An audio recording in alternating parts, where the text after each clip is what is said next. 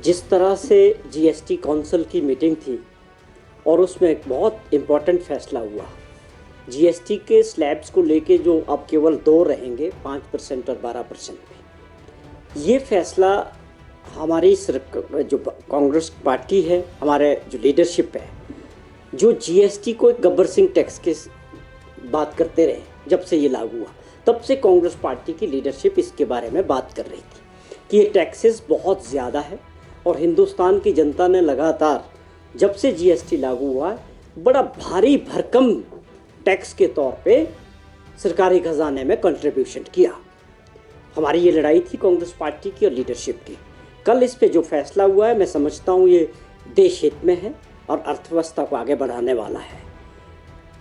लेकिन जहाँ तक इसका दूसरा पहलू है कि अगर आप राज्य के खजाने के तौर पे बात करें, हिमाचल प्रदेश के संदर्भ में अगर आप बात करते हैं, तो निश्चित तौर पे सरकारी खजाने में इसमें जो है नुकसान होगा, क्योंकि जहाँ पर 18% और 28% था वो 12% पे आ गया और जो 12% का था स्लैब वो 5% पे आ गया। और कुछ ऐसी चीज़ें हैं जिसको टैक्स फ्री कर दिया गया, खाने पीने की बहुत सारी ऐसी चीज़ें।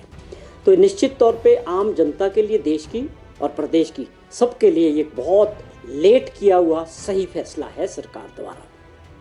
लेकिन किस तरह से राज्यों का जो नुकसान होगा, जैसे हमारे पहाड़ी राज्य हैं जहाँ पर कंज्यूमर कम है और हमारा जो शेयर है जीएसटी का वो पहले भी कम था, और इसकी वजह से उसमें जो नुकसान होगा उसकी भरपाई भारत सरकार जीएसटी काउंसिल कैसे करेगी, ये माननीय मुख्यमंत्री जी और सरकार इस बात को जो है भारत सरकार से उठाएगी। इसके अलावा जो एक देश के लोगों ने 28%, 40% बहुत बड़ा टैक्स था। ये कोई ऐसी चीज़ नहीं थी जिसमें टैक्स 12, 18, 28, 40 नहीं था।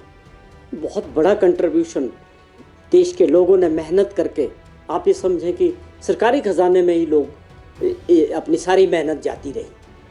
तो ये लड़ाई कांग्रेस पार्टी ने पहले दिन से शुरू की थी।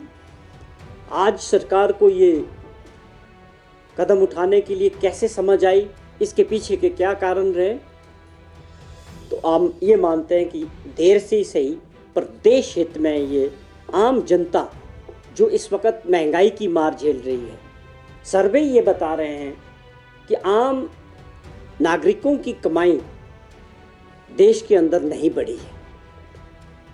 हिंदुस्तान की जनता बहुत स्ट्रेस में थी कि खर्चे बढ़ रहे थे, उनके काम धंधे और की वजह से जो है कमाई में उस रेशो से नहीं बढ़ रही थी।